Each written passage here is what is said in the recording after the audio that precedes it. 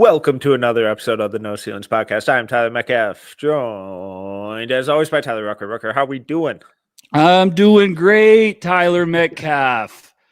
A beautiful time of the year. NCAA withdrawal deadline went by. Throwing wrenches into the plan. Yeah, threw a lot of wrenches into the plan, but welcome to the NBA draft world, folks. That's what we get every year. We get some surprises. I'm doing great. I'm better now. How about yourself, sir? I'm really sorry about. I know. We don't need to talk about it. No, we can talk about it. We can talk playoffs. I'm good. It was such an ass kicking that it's kind of hard to be heard about it. You know. I kind of loved it for Ant because he had the right quote right away of just being like, "No one's gonna outwork me this summer," and I'm like, "Okay, this is great. We've seen a lot. I'm a big believer of like, hey, you've got to lose the tough ones and then battle through adversity to get over to the mountaintop." We've seen guys like Jordan do it. The Timberwolves are notorious for winning and facing no adversity, so they definitely need more of that. You know what I mean, though. I feel like whenever there's one thing to lose, but one thing to like also get just pummeled, and I feel like that sits with you when you're working out in the offseason. So I'm pumped for Ant next year. I'm excited to kind of see what that team's going to look like. I wonder if they're going to be. Yeah, definitely. So, we all predicted the finals, right? We all predicted it. And the NBA league office has to just be thrilled over, as of recording, the game's not over yet, but the series feels over. But an OKC Indiana finals, from a basketball standpoint, I'm really excited for it. I think it's going to be incredibly fun. But market-wise, can't imagine the NBA is overly thrilled.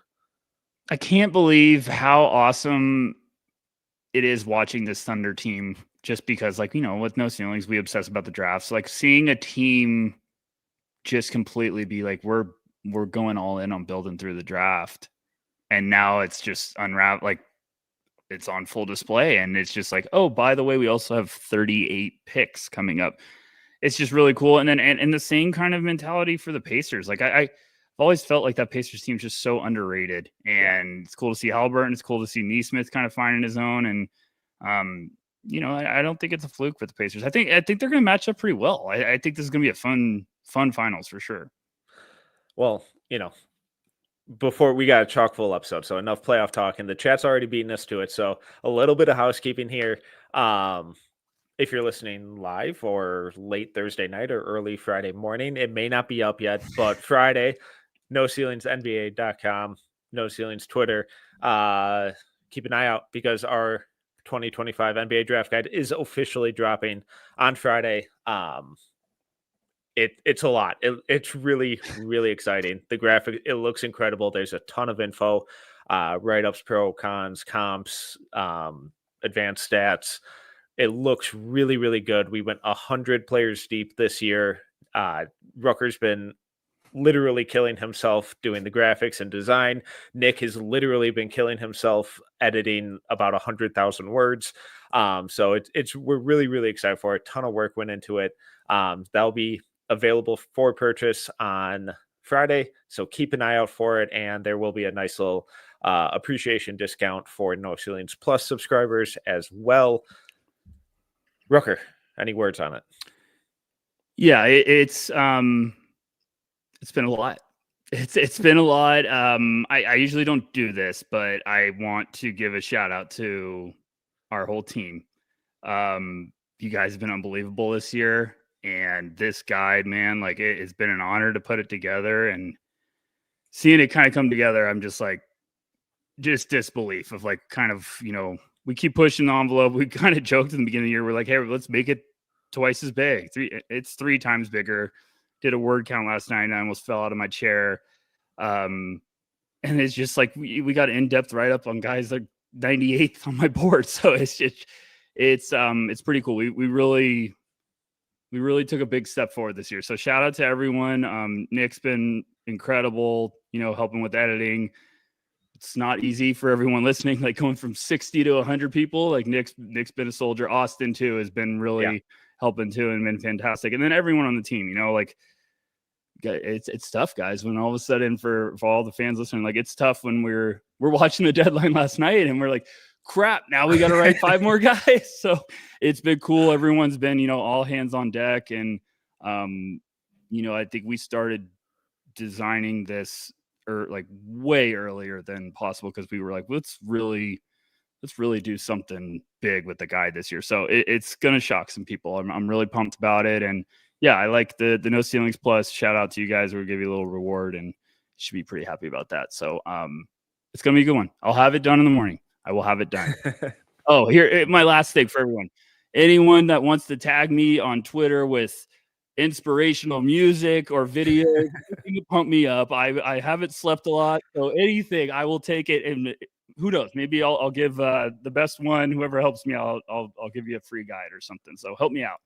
And any support, I know it's always annoying when people come on here and ask for money and all that kind of stuff, but 90% of what we do, we try to keep free, and support through this draft guide really helps us do that. So if you can make it work, it means the world to us. But we're really excited for it. A ton of work went into it. This has been a really, really fun draft cycle. A lot of ups and downs. A lot of really fascinating players and outcomes and lottery results. So this kind of being the culmination of all of that is really exciting, and we're really proud of it. But Rucker, you kind of mentioned it. Withdrawal deadline last night. A lot of chaos went into it. A lot of interesting decisions. A lot of guys who I had in that fringe first round range dropping out, going back to school. Second round looking a little rough. I'll just kind of give you the floor wherever you want to start. If you want to jump to a specific guy, big picture thoughts on how this affects things, surprises, whatever you want to do. I'll let you kind of run through with it. Yeah, because we haven't talked about this. Like, we usually text about everything, and I've just been kind of a ghost with getting the beast ready. So we haven't talked about this. So I'm excited to hear your thoughts. But from all the intel we were kind of getting, it seemed pretty chalk the whole 48 hours kind of leading up to it. I was like, all right, we're everything's been right on. There hasn't been any surprises. Gavoni dropped a Carter Knox tweet, and a Dude Theoro tweet, and I like had a heart attack because I was like, is he going back? I was like, oh my gosh. I was like, well, that was weird. He's staying in, and we all thought that. Yoxel, Lindenberg going, shout out to Metcalf. Go Blue. I'm very excited to see him. And he was one that I think some people were surprised, but it seemed like you asked scouts for the last month, everyone was like, he's going back. Like, everyone just thought like he's going back. And scouts, I talked to in the middle of the year, they really liked him, but they were like, I want him to go up. Yeah. I want him to transfer up. And I think even though he's going to be a little older, Metcalf, I feel like if he has a big year, like Yoxel could really, really get up there. He's going to have a fantastic platform to showcase it. So I don't want to go too crazy. So you want to start with Yoxel or what? Yeah, we can. I think so. Something that really stood out to me, I'm blanking on who shared it on Twitter, so apologies for not giving you the due credit, but someone tweeted out the rookie scale contracts for this draft for this year. And it was like right around the 20th pick or the 21st pick where the year one salary dipped below $3 million. And we keep hearing that the top guys in the transfer market are going over that. And we just saw Xavier Lee get announced his shoe deal, plus the NIL this year. He's going to be making over $6 million this year. So when, we hear rumors of, oh my God, this guy wants a top 20 promise. It's like, well, yeah, because otherwise he's just going to go back to school, continue to improve his game, learn something new, put different stuff on film, learn from a new college coach, and make the same, if not more money, with the opportunity to then increase the long-term gains, next year. So I think it's a really fascinating pivot point where NIL has obviously affected the college game and how much more talent is staying in college. And that's great. But it's also really going to affect the NBA draft here, where the second round is looking really slim really quickly. And it'll be really fascinating to see how that affects teams and how they sign, whether it's UDFA guys to two ways, or if some of these veteran guys start getting some extra chances with teams on those two-way contracts instead. Yeah, this is the beast now. You got to kind of wake up to it and be ready for it. It's one of those things, shout out to our boy Draft Deeper, Nathan Grubel. I was actually on the phone with him this morning. We were talking about the guide. He's helping me out with a little bit of stuff that I had a headache about. And then all of a sudden it just turned into me and him talking about this exact topic for 30 minutes. And I go back and forth because I'm a big believer of like, yeah, it's making a better product for the NBA. Like these players that are going back have the chance to be more ready to step in and make an impact. I keep waiting for like, okay, but when is it going to level out? Like, because the COVID year always was throwing wrenches the last couple of years because we're like, well, guys could go back. Mm-hmm. And then now I'm like, okay, when is it going to level out where we're going to look up and be like, man, second round, there's getting to 40. You got some guys that could have gone in the first round. Do we think it's ever going to happen, Metcalf? Like, is it next year? Like, could we see? Because I do think I was so puzzled with one of the guys that we're going to talk about in a little bit. I know LeBaron Philon. Mm-hmm. I was just puzzled because I was like, I liked it after I thought about it. I was like, I thought that was a good decision. And I was looking next year into like some of the names, and I'm like, there is some powerhouse guys at the top. Could be some guys reclassifying to join that class. We'll see. But it feels like the freshman like punch drops quickly, just like uncertainty. And then I feel like you really could make some noise if you're a returner. I think the guard class this year is just so deep that some guys that are like that might have been like, let me go back. Let me forecast ahead. So, I mean, what do you think? Are we going to get to that point where it's like, hey, okay, now we're starting to see a little bit more depth in here, or are guys just going to keep going back? Yeah, and I definitely think if this continues to be the trend, I think we're just going to keep having – eventually the talent will kind of smooth out a little bit, and we'll get – because these guys will just naturally age out of college eventually, unless you're Chad Baker-Mazara and you just never leave. And the second round will continue to look a little better, like it typically does.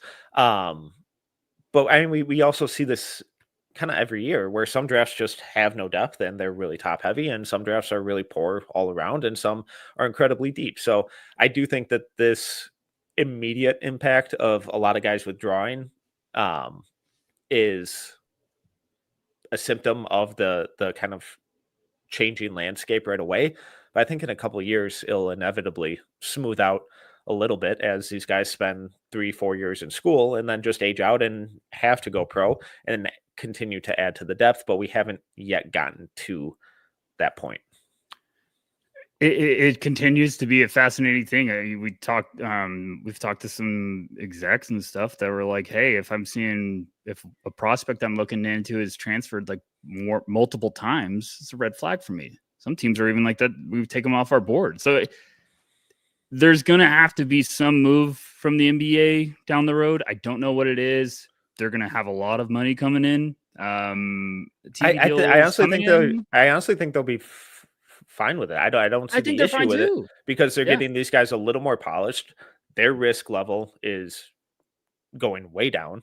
And with the first and second apron restrictions, you're going to have guys on these cheap rookie contracts who can contribute right away. Throughout the history of the league, 99.9999% of those are not 18 to 19-year-old guys. But if you're starting to get those guys when they're 22, 23, like a Nate Clifford, and you're able to bring him in at $3 million instead of signing a guy to his second contract in the 10 to 20 range, it's a huge difference. That's why, I completely agree with what you're saying too. Like, I wonder if the league, I mean, we know the league doesn't make changes. So like, I kind of think they love it because they're just like, we're scrapping out all the guys that are just not going to be ready. In theory, we're making a better product. And that's also why I think there could be a shift. Each year, there's going to be a shift of like the mentality of these scouting departments and stuff, because it's like, well, if you're a vet team, do you swing for potential to try to groom something and bring them along? Or do you try to be like, hey, we got to draft high floor guys earlier because we're in cap hell and we need someone that could help us out right away. Like, we can't go crazy in the free agency. So and the free agent market's going to be dry now with the apron stuff. So it's just it's a fun little like crazy factory, you know, like you just kind of got to realize, like, I think it's awesome because it's putting more responsibilities on these scouting departments with NBA teams. Like, all right, you got to find someone. And exec I always talk to is like, any draft class, there's talent. We just got to find it. Like, that's our job now, is we got to find it. So I think it's going to be interesting. It makes college basketball more exciting, but it also puts more emphasis on the draft. You gotta be grinding. And it's also one of the real only ways that teams can acquire new players if they're already over the cap and continue to go over the cap. We saw that with the Wolves last year when they traded up for Rob Dillingham. Now, is that the right choice necessarily? We'll No. see. But, you know, you get some of these teams who get really stretched tight with, you know, cap restrictions. And I mean, you look at the Thunder. In a couple of years, they're going to be having to pay a lot of these guys, especially their big three. But they have all these draft picks where they can continue to restock the cupboards for really cheap. And even by just drafting those guys, they can go over the cap to do so. And you can see teams trade up. So it's just another kind of wrinkle in terms of finding these loopholes and exploiting the market. So let's talk about some of the players specifically who withdrew. Some of the biggest names, obviously, Yaxel Lendeberg, who is going to Michigan next year to join Dusty May and Adai Mara and Morez Johnson, Elliot Cadeau.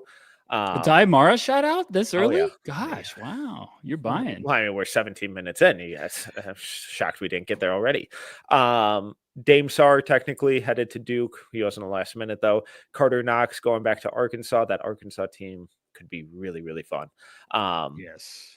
Tahad Pettiford going back to Auburn, John Blackwell back to Wisconsin, Otega Owe back to Kentucky, Miles Byrd back to San Diego State, LeBaron Philon back to Alabama, Nick Martinelli back to Northwestern, Nate Biddle to Oregon, Alex Condon back to Florida, Milos Uzan to Houston.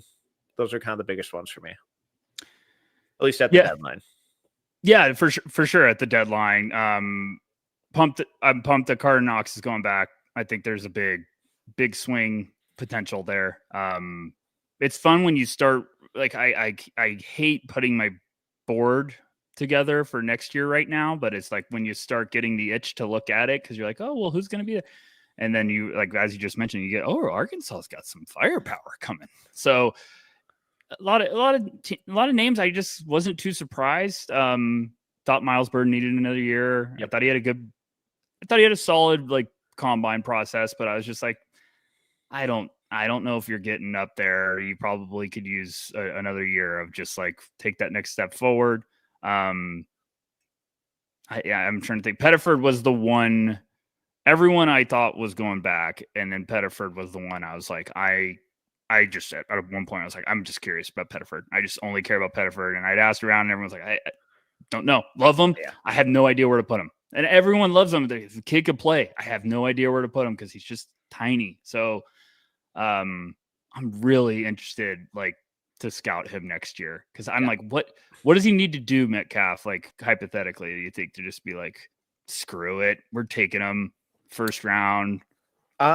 Scoring efficiency, obviously 40, 80, and yeah, I mean, if he can get to 40 plus from three, that'd be huge. Yeah. But also just seeing how he runs an offense, because I mean, he played point guard, but the offense didn't run through him. The offense ran through Janiah Broome and Denver Jones and Chad Baker-Mazara.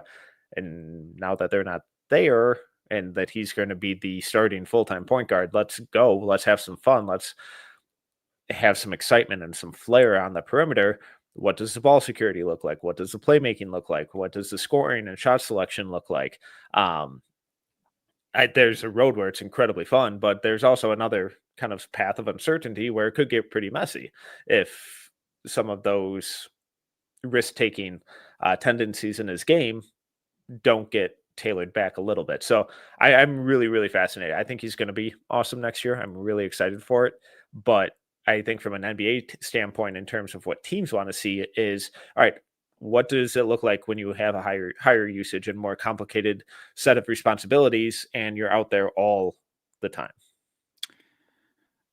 I have a question for you, and I need all the diehard Auburn fans out there, War Eagle, I don't need you to attack me in the DMs. So I'm just saying this, and I mean it in the best way.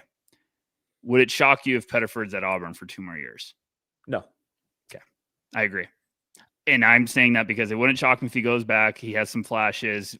We start to see where he needs some improvement, and then he just goes all out junior year. Really, like, is all around player and first round pick. Because I also think it's really tough when you're the freshman darling, exciting, like kind of out of nowhere, where people are like, what do we do? And then if you don't go just kick butt and have efficiency, like it's easy for teams to be like, but it wouldn't shock me if he just goes nuclear as a sophomore. So I'm excited. Yeah, and the NBA continues to tell us what they value, and it's typically not small guard. So if you're going to be a small guard and go in that top 20, you better be damn good. Damn good. And consistent and efficient, and you have to be perfect. So he could be next year, but it also wouldn't surprise me if that Auburn NIL money is like, why not another? Yeah, that's not a bad place to be, SEC. No. And isn't I'm sorry for anyone if I'm Fred VanVleet did interview once, and they're asking him about like how he's stuck in the NBA and stuff, and he's like, if you're going to be a small guard in this league, you better shoot the crap out of it. He's like, you better shoot the crap out of the ball if you're going to stick in this league. So, and I think that's a good point. Like, you better be able to hit the shots when you get them. So, talk to me about Phylon. That one shocked me more so because he had already announced that he was all in. I thought it was fake. I'm serious. Like, I was editing the guide. I was like getting comfortable. Like, all right, here we go. I'm going to be doing this for 5 hours. And all of a sudden I was like, this is a fake. Because it was also like 1 minute after the buzzer, I feel like. Yeah. And then I was like, okay, so this is an unbelievably timed troll job. And then I was like, oh gosh, this is real. And then I sat there shocked. And then I kind of thought about it. And I was like, this makes a lot of sense. I'm just shocked he didn't do it earlier, I guess. But I forgot. Yeah, he did say like, hey, I'm all in. So I think that's why we were even more surprised. I think it's the right choice for him. Because I know Draft Twitter loves him. I really like him. I had a first round grade on him, but late first. And those guys can very easily go at 22 or 40. And if you go in that second round, things start to get really dicey really quickly, and the opportunities start to dry up very fast. And given the shooting struggles he had this year, he has to prove that he can shoot it. If he does, I think he's easy first rounder next year. Especially with Mark Sears gone, and he's going to have more opportunities on ball. Obviously, Aiden Holloway there as well. But he's going to have a lot bigger level of responsibilities. And if the shot takes a jump, like I hope it does, but I mean, it was all over the place this year. And I if I was an NBA team and I had one first round pick, I'd be incredibly skeptical about swinging on a point guard who can't shoot. I really like him. Yeah, the defense is awesome. Playmaking's really fun. Rim pressure, handle, it's all a blast. I liked him. You have to shoot. Got cold on him, and then at the end of the year, caught up on his tape, and I was like, okay, I'm back in a little bit, but I still had him at 25. And, you know, I gave Nathan a shout out earlier, but Nathan made a good point. He's like, I feel like 25 now is the number where if you're projected around there, why aren't you going back? I was like, yeah, that's a good point. Because you're just going to make money. Yeah. You can go to Bama, you're going to get a competition. But when you sat and thought about it, like last night, I was like, oh, Sears gone. He's going to get all the opportunity in the world. He could explode with a good year. And it's just what you said. Like, he goes back, plays heavy minutes, has versatility, and shows he can shoot it. And he just give me mid 30s. It's a big jump for him. Like, that would be great on higher volume. I think Phylon could be a top 20 pick next year. Yeah. Just because I love the defense. He's so shifty, and he's just a snake through traffic. Like, his deceleration's awesome. I really like a lot of his game. It's just like, if that shot, and the shot's frustrating because sometimes it just looks like, oh, can you just do that same, like you missed it, but it just like the same consistency. It looks right on. And then it's just 5 feet to the right. But we weren't the only ones, because I asked some scouts, like, big shocker. And then they were like, I'm not surprised, but also like just at the buzzer, crazy. So I think he was projected as a late first round guy, Metcalf, from what we've heard. And that's also like, I'm a freshman. Can I go back and play at a great school and get the bag? Yeah, I'll go back for one more year. Why not? College doesn't suck. I'll go back. All right. Anything else on withdrawals? Anyone we missed? Anyone you're dying to talk about? Otega, I always like him. Kind of pumped he like said, I'm gonna go back for Kentucky. Like, why not? That made a ton of sense. Speaking of not proving you can shoot, I just like him. Yeah, he's fine. Be a two-way guy that I feel like you could groom into something. And it much earlier one, but I'm pumped Isaiah Evans is going back. Yeah, very pumped for that one. He was someone I was surprised did it before the combine, even. Him and Boogie, I thought, should have gone through the Boogie combine. went and measured and did all the testing and then left. It's the weirdest thing ever. We need to do a 30 for 30 on it. I've never seen it. I don't think it's ever happened. I got to ask a scout about it. I don't think anyone's ever done that. Who goes, gets measured, and then says, I'm leaving? It's unbelievable. It's like also probably just like there's had to be negotiations for NIL, but it's like probably the funniest behind the scenes thing ever. I'm going to do some digging on that, but never seen it, Metcalf. I've never, ever seen someone go to the combine and when you're there, just be like, you know what? Actually, let me go back. What? Just go through it. It's bizarre. But Isaiah Evans, I thought he was a guy who was going to light up the combine. It wouldn't have shocked me if he went 80% on those shooting drills and people fell in love with the 6'6", 6'7" frame. I think he's a legit first rounder next year. I had a very late first round grade on him this year before he pulled out, but he's fun. I thought he would have gone first this year. But I also thought, I thought he was going to go work out. Yeah, him and like Carter Knox are two of these guys who just a couple of years ago, when NIL wasn't what it is right now, even they probably would have stayed in and been fine with that top 40 grade. And is it first round guarantee? Not necessarily, but this team's promising me a guaranteed in the early second round at worst. And all right, cool. Now I get to my second contract even quicker. Awesome. Big bet on myself instead of a couple $100,000, going back for NIL stuff. But now that NIL is millions, it's tough. Really tough to compete with. Well, that's why, we've heard from teams that they're even like some of these guys that might not have had the best freshman years, but have such awesome upside and were big time recruits. Like they're kind of creeping up boards. Like I think Drake Powell's one that like really helped himself with the combine and everything. So that's why I was like, I feel like Carter or Isaiah could have even been first rounders just with the right, and it's tough too, because like I thought Carter like was really starting to look like something at the end of the year. And then I was like, oh, go back. You could really get cooking up the boards if you take that next leap. And then Isaiah Evans, I just thought like you, like I thought he was going to shoot the crap out of it. I thought he was going to go to workouts and people are going to like, oh gosh, this guy's perfect. But I also thought like another year could make him a monster. So I get it. I get going back, especially with what you're saying. Like, why not? You can go get money and go back. And it's not like you're going back to smaller schools. You're going back to the Blue Bloods. All right, let's move on. Scouting report time. Let's start out. You just mentioned him, Carter Bryant, Arizona freshman wing forward, measured at 6 feet 6.5 barefoot at the combine with a 6 foot 11.75 inch wingspan. Very fun numbers. In terms of scoring, per our friends at Synergy, 71st percentile in terms of points per possession overall, 73rd percentile spotting up, which consisted of 38% of his possessions.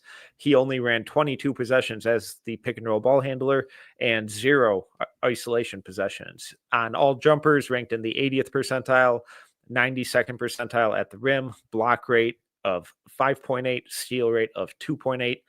Very good on both accounts. Where do you want to start with Mr. Bryant? I meant Carter Knox if I said Carter Bryant. Sorry, guys. I also may have just misheard you. Okay. Yeah, actually, but sounds better. Hansel hot right now, huh? Well, depends who you talk to. Really? I haven't heard that. Sure you have. You just not remembering. Oh, yeah. We'll talk about it after. Yeah. Where do you want to start? I'm in love. Yeah. I don't know really what's too high for me right now. And I'm realistic, folks. I promise you, I'm realistic. Everyone, if you talk to me often, you're like, oh, you're an Arizona fan, and I'm like, no, I'm an Arizona observer. Went to school there, but it's like I just watch their games because I live in the same state now. But I root for them. But like Carter, we've been adoring for the last couple of years. Yeah. Since a lot of us saw him at Nike Hoop Summit, we kept tabs on him. It's been awesome. The first year I saw him in person, then I get home after, I was like, gosh, that Carter Bryant kid looks like he could be something. And then I get home and comes out that Arizona's trying to sign him. And I was like, oh my gosh, this is great.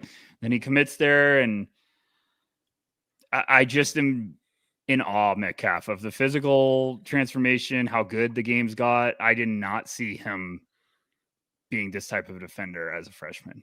Really? So, no, I just didn't see it, like that type of leap. Like I thought he was going to be a little bit more offensive, try to be like the guy. And it feels like eventually he just bought into being like an absolute winning plays, defensive monster. I guess that's fair. Coming after the weight gain we saw, I suppose I was a little hesitant on, all right, how well is he going to move in space? Yeah, right. Like, is he going to be like, the dude just added like 25 pounds as a 17-year-old. Won't shock me if he's a little slow-footed. Like, can he still get down in the stance and guard 2s and 3s, or is he just going to have to scale up and go against 4s? And I hated that. He quelled those concerns pretty quickly, though. And we just did an episode on best perimeter defenders the other week, and he's either 1 or 2 for me. It's insane how good he is, especially on ball with the screen navigation at that size, his pursuit. And then you factor in the defensive playmaking with the weak side rim protection, how frequently he blocks jumpers, how he's jumping passing lanes, quick hands to disrupt DHOs and crossovers and all that kind of stuff. It's really, really fun. When we look at the guys in the lottery, he's one of the most seamless fits, where every single team that I look at, it's like, oh yeah, you could use a Carter Bryant. Oh yeah, you could use a Carter Bryant. A really awesome, versatile defender, low maintenance, efficient, athletic play finisher on offense, with a lot of room to grow into something more. So he's one of these guys. Obviously, you never want to say I think he's fail proof, because who knows? This whole thing is a crapshoot sometimes. But when we look at the floor and what he projects to be, like, at a minimum, it would shock me if he doesn't pan out at all. I mean, I know you ran through some numbers, so I'm probably repeating it, but like, I know he didn't have the biggest sample size, but still, like, you look at some of his synergy percentiles, and like the one that just jumps to me is like catch and shoot at 66th percentile. That's a big number for what I was thinking Carter Bryant was going to be. Like, I didn't think it was going to be that confident. And I think it's going to pay off in a big way, because I think he's going to be able to lean on that a little early. I think there's a lot more offensive game that just wasn't on display this year because of the situation. And they had a go-to guy in Caleb Love. As much as, like, as an Arizona fan, I think I had a couple gray hair from watching him the last couple of years. And Caleb, was one of those guys, like, just give him the ball, let him go to work. But like, I think Carter bought into playing alongside that. How do I get on the court? Everyone that, if you're a team that is in the lottery, you're probably getting excited about him, and you're like, why didn't this kid play more? I'm an Arizona Wildcats fan. I don't know why he didn't play more. I think it was a little hat tip to the vets on that bit. That there's a lot of Wildcats fans that would text me and be like, why don't they play this kid more? So, I mean, we did an episode earlier in the year and his on and off numbers were ridiculous. Like he's So I just damn real good quick, player. since I got Yeah, him go up. ahead. So when he was on the court, offensive rating of 129.5, which was fourth, and a defensive rating of 95.1, which was 18th. When he was off the court, numbers were still very good, but not quite as good. So when he was off, instead of 129.5, the offensive rating dropped to 122.8, and the defensive rating rose from 95.1 to 97.8, which ranked 16th and 37th, respectively. So still good, but it went from some of the best in the country to very good. It got to a point where every time he was on the court, they would go on like a run. I'd be like, what's so hard about playing this kid more often? And then you saw the minutes start to climb, and it was just clearly like, you have to have this kid in. And then, they'd get in crunch time, and Carter Bryant was in the game. And I just think this is a diamond in the rough. And I don't even know if it's in the rough. I think this is just what you want. I've heard his interviews have been great. I think the work ethic, from what we've heard, is relentless. We've seen the product of it. But I haven't heard one bad thing. And that's usually pretty loud. And I mean, we're talking 6'7", 215 with a +4 wingspan and almost a 40-inch vert. And I said it to you on +5. There you go. I said it to you on a previous episode, like, him weighing at 214, 215 was a shock to me, because I thought he looks like he's 225. So I think he's still got 10 pounds of like good weight to add, which is the biggest thing. I love how you put this earlier. Sorry, I'm going all over. I love how you put that earlier. Coming into the season, I was scared he was going to be a 4'3" tweener. And now I'm like, oh, he'll hold his own on the perimeter. He's quick enough. He's strong enough. And I think he's only going to get better defensively once he kind of, gets some seasoning at the next level. Well, let's talk about the concerns, because we're providing a scouting report here. We're not just blowing the kid up. The offensive creation, I do worry about, and that's going to cap what his ultimate outcome ends up being. I think at a minimum, he's going to be a really solid 3-and-D player, but how much realistic potential is there for more? Because there are flashes of really smart passing reads, and then he'll follow it up trying to force a pass through 4 defenders, and it's like, what are you doing? The handle worries me a lot. The pull-up shooting inconsistencies. Where are you at in terms of the upside with his offensive creation?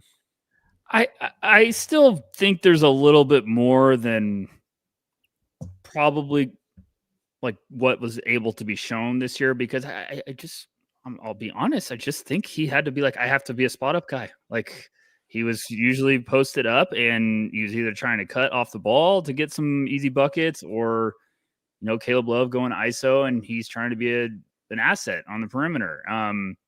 So like I go back and forth where I'm like, yes, it needs work, but also, do we just need reps? Yes, like, it's not his strength. It's definitely something that's going to kind of limit the getting that next platform with his potential. But is like, we've just seen what a relentless worker he's been for the last 2 years. All we hear is how much of a relentless worker is. Talk to coaches all the time in the league. They're like, the handle and the shot we can fix. Like, we can work with. Those are the 2 things we love to work with. So do I think he'll figure it out? For sure. Like, could he be? I've watched Jaylen Brown, guys. I'm okay. I think he'll figure out the handle too. So like, I think it'll get better, Metcalf, but it's just one of those things where like, I want him to go to a team, just like, let him play, let him get reps, let him figure it out. I thought it was a bigger deal this year that he developed into like a catch and shoot guy, that like, oh, we hit that 3-and-D quick. And it just seems like his trajectory the last 2 years is just quickly going up. It's just pointing nonstop up, and it doesn't look like it's slowing down. So I mean, what about you? Is it that like worrisome where you're just like, oh man, I'm really scared here? Like, I just feel like with the handle and stuff, like, if it's not taking steps by year 2, year 3, I'm a big 3 years guy. then I'm getting concerned. But I feel like I'm expecting these guys to not be like creators as rookies. Yeah, and I'm not in panic mode about it, but I'm definitely skeptical because just simply because of how simplified his offensive role was this year. And now, obviously, some of that is due to coaching, but we see it every time where if a guy can do something, he's going to eventually force the coach to let him do it. Um, and I mean, it was a grind getting Carter to 20 minutes a game this year, but through his defense mainly, he was able to get there, but we never saw a shift in the offensive role. Like, I mean, he wasn't even like getting DHOs or use him as the screener and let him do a little pick and pop stuff. There was none of that. I mean, 0 isolation possessions on the year. Obviously, some of that is a freshman trying to buy into his role and buy into his teammates and, take a back seat, but also 22 pick and roll possessions. Like, there should have been plenty of opportunities for second side stuff, and just the fact that we never really saw any of that. And even when he got ran off the line, I thought the way he attacked those closeouts was pretty rudimentary and really basic.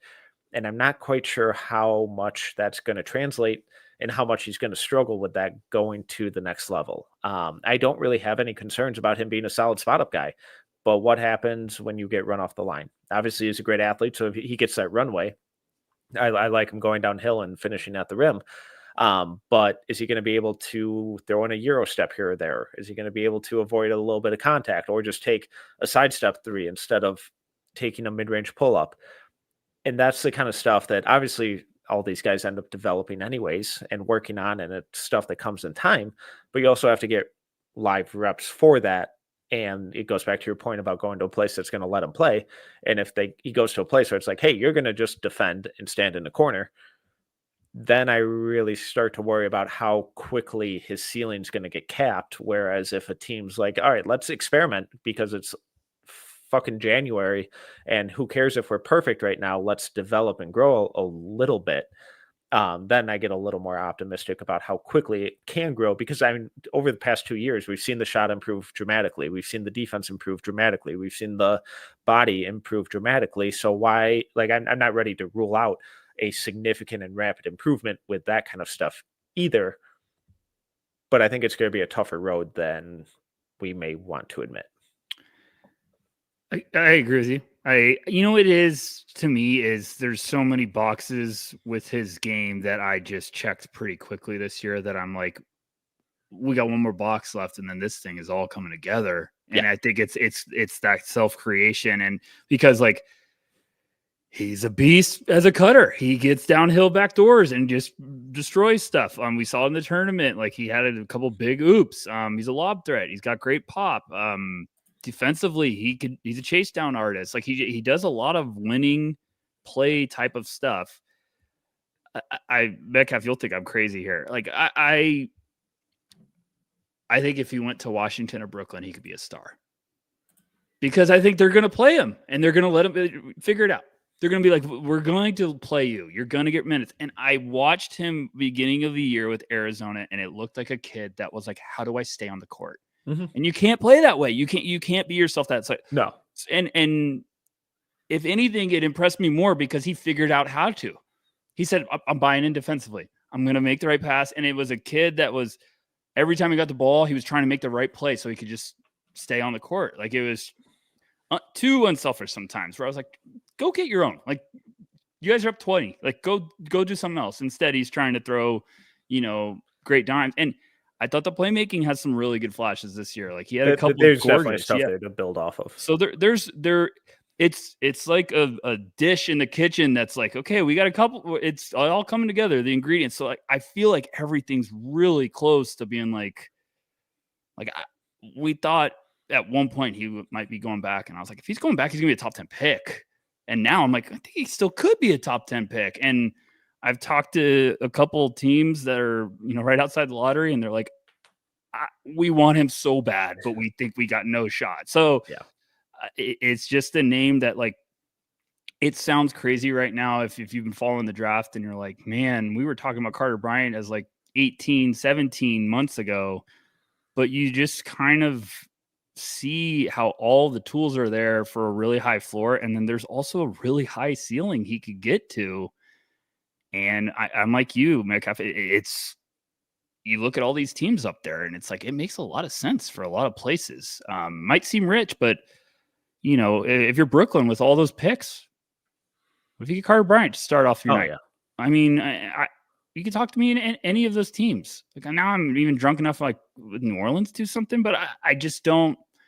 I think it's just you're also buying into the kid and the character and the work ethic and the intangibles. So checks a lot of boxes. I do think it's important to acknowledge the difference in what on ball and self creation can look like too, because it's like, you know, how Paul George gets his shot versus how Shea gets his shot versus how Tatum gets his shots, versus Cade and Kyrie, versus OG Anunoby. Like they're all very different. And when I think about what do I hope his offensive creation and on ball creation grows into, I look at OG Anunoby, and where it's not the flashiest stuff, but it's physical, it's athletic, it's explosive, and he's really improved his handle in those tight spaces, especially in the mid range. So that's the kind of self creation I hope he develops into, and I do think he has a realistic chance of developing into, because they're steady improvements in terms of the handle trending in the right direction. It's not a massive overhaul where he's developing this insane bag, because he doesn't need to. But if he leans on his athletic tools and tightens up the handle a little bit and improves, you know, the left hand especially a little bit, then we get into some much more interesting capabilities in terms of second side creation and attacking closeouts and getting to his spots in the mid range. I need shout out, Albert has been pushing the OG Anunoby train too for that a long time. So I like that you're there too. Obviously, you guys are cooking. Can you give me someone else?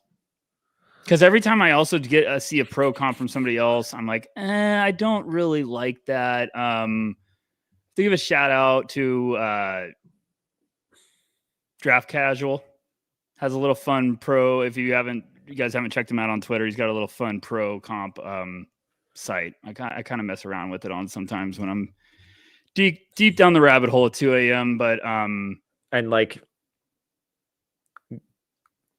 Golden State championship year, Andrew Wiggins. Oh, I got one for you. What? Iguodala. I think he's a better shooter. Yeah, better shooting Iguodala. Gosh, do we know how good that player is? Well, yeah, and I feel like I feel like you're underselling how good Iggy was with his handles and passing and stuff. No. Yeah. You're right. Iggy, I mean, also former Arizona Bear Down. I mean, yeah, Iggy's handle, it would be swapping skills. You'd be swapping the shot and Iggy's handle. So like Iggy, but also we're looking at it as like, hey, Iggy's shot was a question, but he had the handles. Like, look where he got.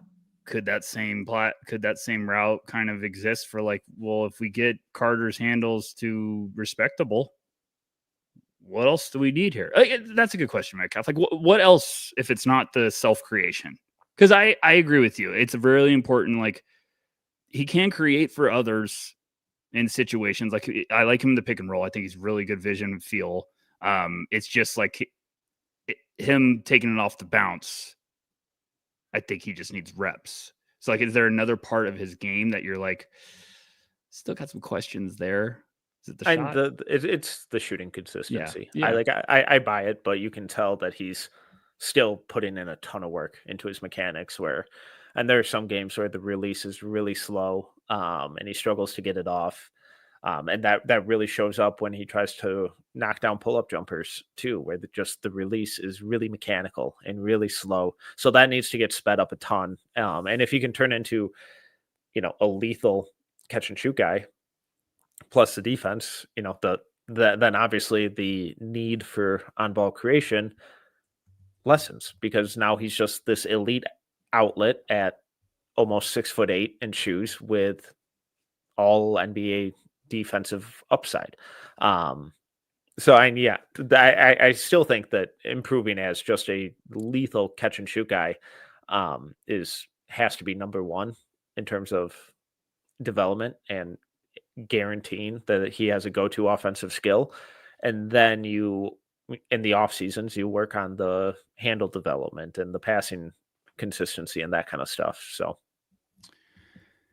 yeah, I mean, we had a lot of flashes this year of some offensive stuff. Like he had a dribble spin fadeaway against Kansas that I was just like, oh shit. Like, okay. And those are the most fun when you get those, because when they look so fluid, you're like, you might have that. You might have that more consistently at the next level. So I just think there could be a world in which she explodes and it's, oh my gosh, you got a heck of a player. I also just think there's a lot of safety here. yeah.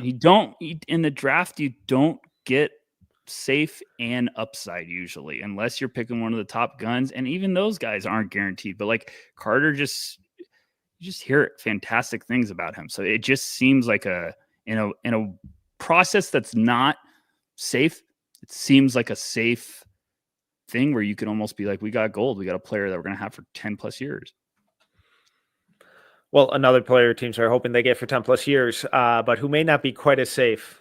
St. Joseph's forward, Rasheer Fleming, measured in at 6 feet, 8.25 inches, barefoot at the combine. The fourth longest wingspan at the combine this year at 7 feet, 5.25 inches, 95th percentile overall in terms of points per possession per synergy, 62nd percentile spotting up. That's up from the 34th percentile last year, 90th percentile in transition, 71st percentile as the roller, 95th percentile on cuts, which is up from 44th percentile last year, 89th percentile on all jumpers, 39% from three, up from 32.4% last year. You can kind of sense the trend of where his improvement came this year.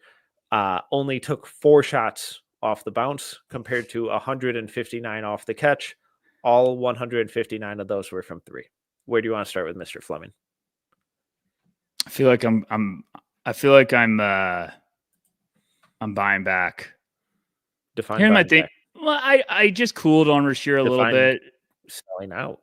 No, I wasn't selling. I just moved him down a little bit, and then I was like, you know what? Like, this is a guy I just want on my team. And it's one of those guys. I was really fascinated to ask around about Rasheer, and I'm getting the same thing. And it's just, kid knows what he is, and we love it. Like a kid, he's very comfortable with the type of player he is. He's very comfortable, like defense, knows what his limitations are. And a lot of teams say it's rare that kids are just humbled and they're like, this is who I'm going to be. This is what you need me to do. Like, this is my game. And his game is fascinating because there's not a lot of off the dribble stuff. It's an incredible improvement from 1 year. And I think Metcalf, like you're our, analytic darling, a lot of you guys, but like, have you ever seen someone's just profile like that, just across the board with like advanced stuff, just jump that much?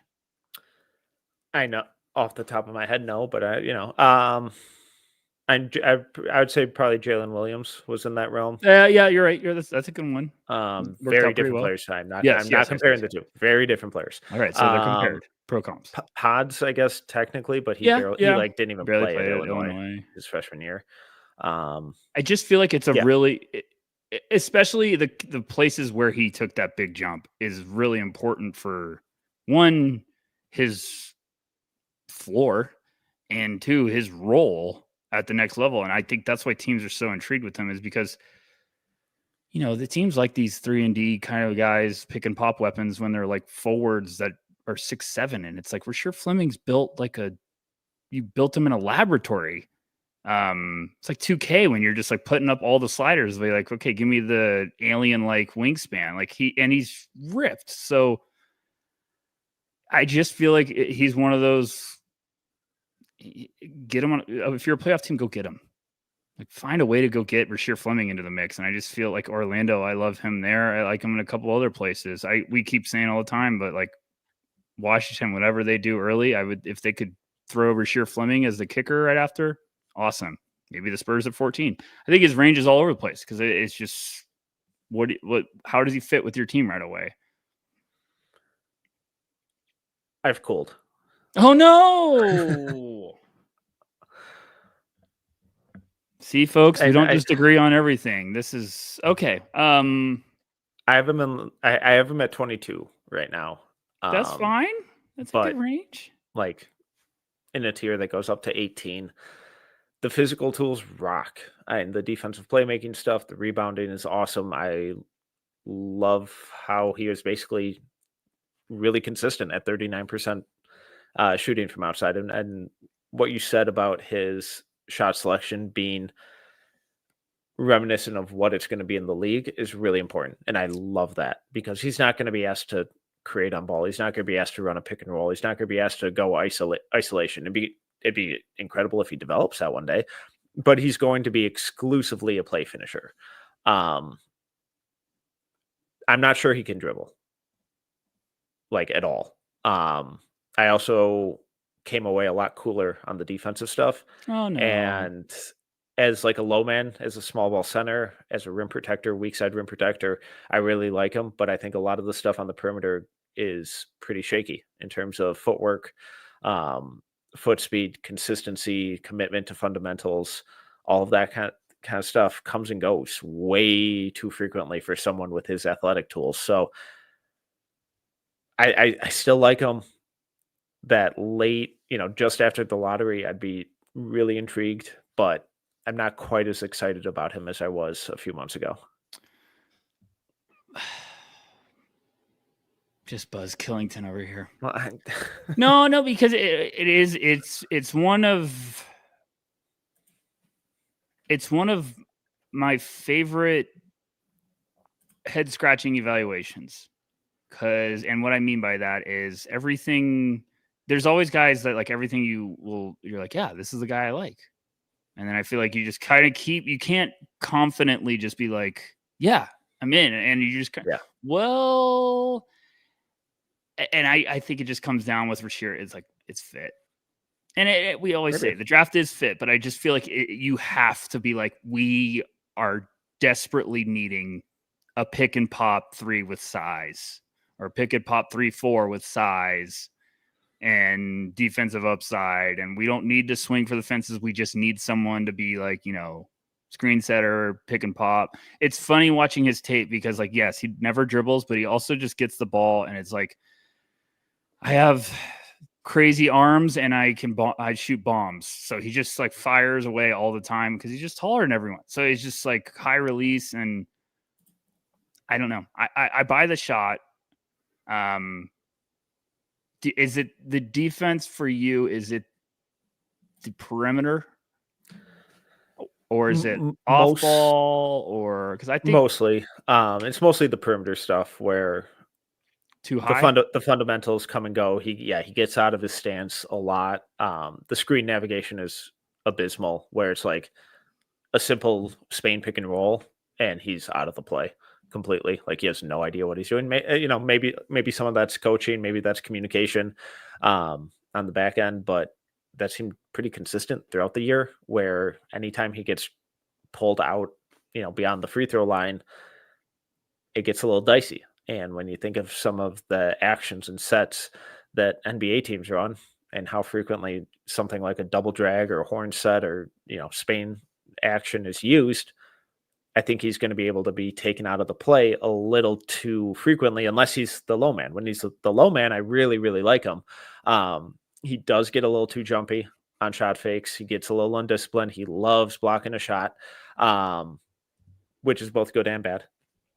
A little too easy to get him in the air with a simple pump fake.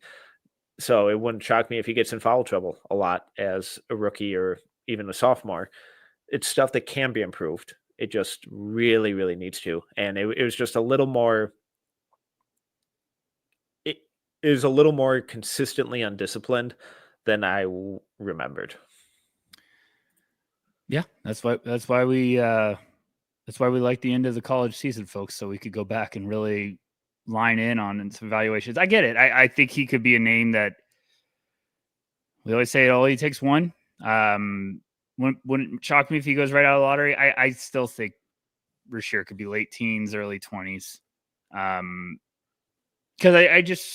because of what you're saying. Now, I mean, he's a junior. I think he's young technically for a junior. I think he just turned 21 or something. But just the trajectory of like the upside, it's just like, well, is there a little bit more defensive stuff to unlock? Or I don't think the handle will ever be something. But I also just think like if he lands with the right situation, that's not going to be it. He turns 21 July 10th. So good birthday. Still 20. Yeah, I the handle's bad. Yeah, but how much should be, and maybe I'm just being scarred right now coming off of this series with the Timberwolves and the Thunder, where, and if you can't dribble, you're turning it over 20 plus times in a game. But are you ever asking him to dribble?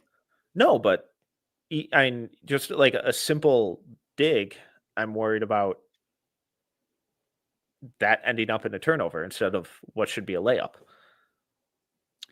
I guess I'm just trying to think of him as like a pick and pop, 4 floor spacing with some defense and lengths. Like, yeah, if he's with the T-Wolves, was him and Rudy. If Rasheer's defensive awareness, like, you know what I'm saying. But now you're a defense and you're doubling Ant, you're blitzing him, get the ball out of his hands, and now he's dumping it off to Rudy Gobert in space or Rasheer Fleming in space.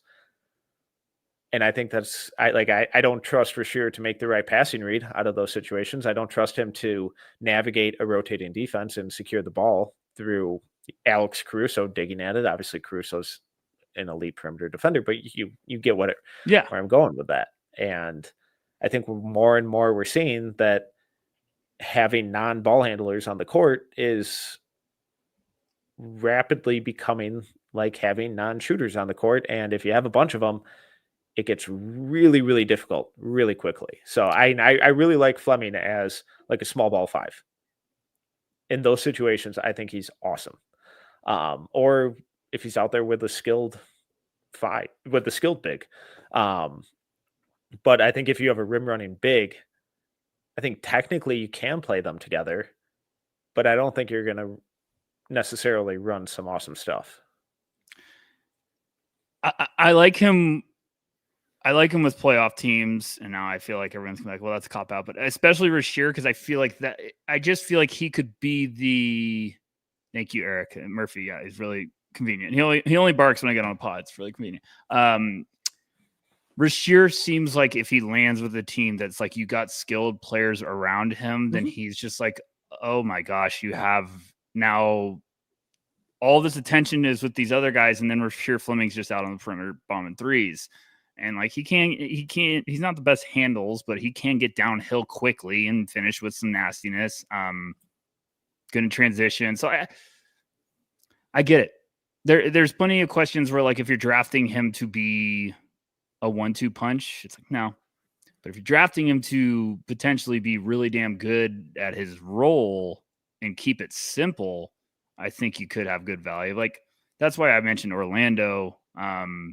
Maybe like alongside Franz and Paulo, and then you get another guy, maybe, but then you also run into some other questions with like the ball handling. So it's a good point for sure. I think that's why if the handle was better, a lot of people would be way more in on Rasheer. But this turned out to be a good little duo of we're just the handle haters for Carter Bryant and Rasheer.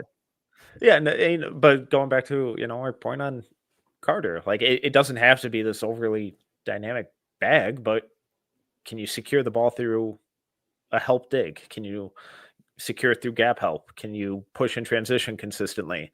Like I really like the idea of him with this Pacers team. I think that would be really fun. That was the team I just looked at. Miles Turner backup or Obi Toppin replacement and taking those minutes. I think that would be incredibly fun. So there are a lot of places I like him, but also a lot where I just get really skeptical. So, I mean, if he gets out of the teens, Miami would be weird, but it'd also just be like, just get another dude. I like Atlanta. I like Indiana. I like OKC. I like Orlando. Like that's a gauntlet of Rasheer Fleming fun stuff. Like him with OKC would be a very nice wrinkle. It's just, I think it's a fun wrinkle that you could throw out early while you're still untapping some stuff. And, you know, we see guys get paid all the time for being good 3-and-D guys. If you can unlock his defense at another level with And that size, that's where the coaching comes into play. That's where the coaching comes in. That's where the intangibles, the kid comes into play. So I think there's a lot of good routes for Rasheer to be a really effective NBA player. It's just the floors are the ceiling's not as high. But I mean, you know, could he be PJ Tucker? Oh God, yeah. We're talking about the guy played 14 years, so or plus, you know, so like, could he figure out a way to just be like, those are the guys that are so valuable because every time you don't draft one, you're trying to get one in free agency, and you can't get them because the team that drafted them doesn't want to get rid of them. So I don't know. I wanted to bring this up with Carter, and it also talks into like Rasheer. Like when you don't have the greatest handles, it's not going to all come at once. Like they're not going to just figure it out right away. You got to piece it together and kind of figure. That's why I'm saying get reps. You got to figure out like, what can I get at the NBA level? Well, like what can I lean on early while I keep improving my handle? So I think like I watched Tatum with the Celts like my whole life, and like he didn't just all of a sudden have a handle. Like each year you saw him try to figure out a new part to bring to his game. So it's kind of putting a puzzle together when it comes to like unlocking those handles to, you have some counters, you have some go-to moves. So Rasheer won't ever be the ankle breaker, but he doesn't need to. No, and we shouldn't be expecting him to. Like he's got building blocks for arms, like they just go out horizontally, and then pterodactyl arms. Yeah, he's a pterodactyl out there, and like yeah, I'm not expecting him ever to, but like Carter, I think has a better route to kind of unlock something. So different roles for both guys, but I think they both could bring something to the table. Just to show the chat a little bit of love here real quick. RTC is asking, if you were the Rockets at 10, would you go for Carter or Rasheer? Carter. Agreed. I'd do a backflip if I was in the Rockets front office and Carter was there. I think he would be awesome for them. Yeah. Oh my gosh, him and Amen Thompson. Holy crap. And yes, I'm buying Reed Shepherd year 2, folks. Sell me all your stock. Or you trade back a few spots and you grab. I like Rasheer's fit there too, and defensively having him out there with Tari, Amen. But that's really what I'm talking about. Like that's where it gets interesting. You're like, Rasheer fits nice there. Unless your shooting was a fluke, and then it gets really gross. But I'm just buying why I'm buying him, and like I have him still late teens, but like I'm just buying him of like, if you have the right roster in place, he looks very intriguing to raise your floor. Like then you get another like, okay, like let's throw Rasheer out here to get little minutes. Like, oh gosh, Rasheer and Şengün, you know, whatever. But like, I don't know.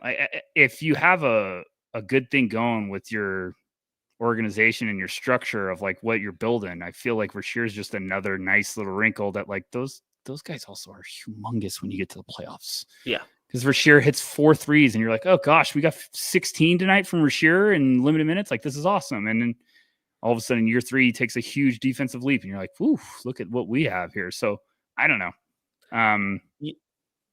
Serge Ibaka? Yeah. Floor spacing Serge Ibaka? Like yeah, and that would be a great outcome. I think like an ideal outcome would be Aaron Gordon. But obviously pre-Denver, Aaron Gordon was the hub of the offense. He was creating stuff for himself. The handle was light years apart.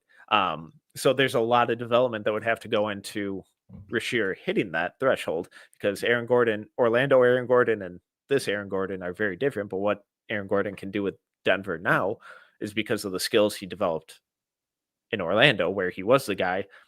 You know, they obviously weren't good enough for him to win with him as the guy, but he was able to take those primary creator skills and tailor them back into a complementary role. And that's really, really tough to do, especially from a personality standpoint. But I guess when you have the best player in the world, it makes it a little easier.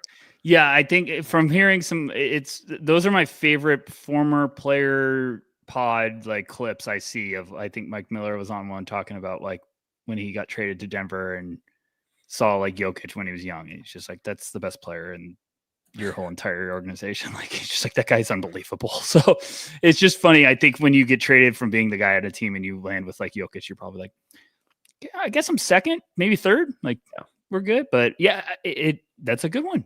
I like the Aaron Gordon idea. And maybe that's that. Maybe Aaron Gordon's Carter Bryant. I don't know. But a lot of Arizona guys really, really like this episode. This is a fun one. What else? Give me your favorite fit for both. I think for Rasheer, I really love the idea of him in Indiana. I think that's a lot of fun. Sort of feel like if he's on the board after 20, I'm just gonna quietly being like, Celtics, please go up and get him. That's not what they do. They don't, but they need to do something. I think Carter would be probably Portland.